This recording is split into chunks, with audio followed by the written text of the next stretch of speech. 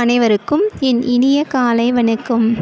ஆதவனின் அருளாசிகளாலும் அம்மையப்பன் அருளாசிகளுடனும் இன்றைய நாள் உங்களுக்கு இனிதான நாளாக அமையட்டும்.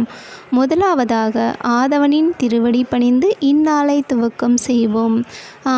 அனைத்து காரியங்களும் சுபமாகவும் ஜெயமாகவும் முடிய வேண்டும் என்றால் அது மட்டுமல்லாது நம் உடலில் இருக்கின்ற நோய் நொடிகள் அனைத்தும் காணாமல் போகவும், இனி எவ்வித இன்னல்களும் நம்மை அண்டாமல் இருக்கவும் தினந்தோறும் சூரிய நமஸ்காரம் செய்வது அவசியமான ஒன்றாகும்.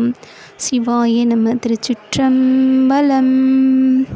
இன்று மாலை 4:30 மணி முதல் 6 மணிக்குள்ளாக ராகு கால நேரத்தில் அன்னை துர்க்கையின் ஆலயம் சென்று எலுமிச்சை தீபம் ஏற்றி வழிபாடு செய்யுங்கள்.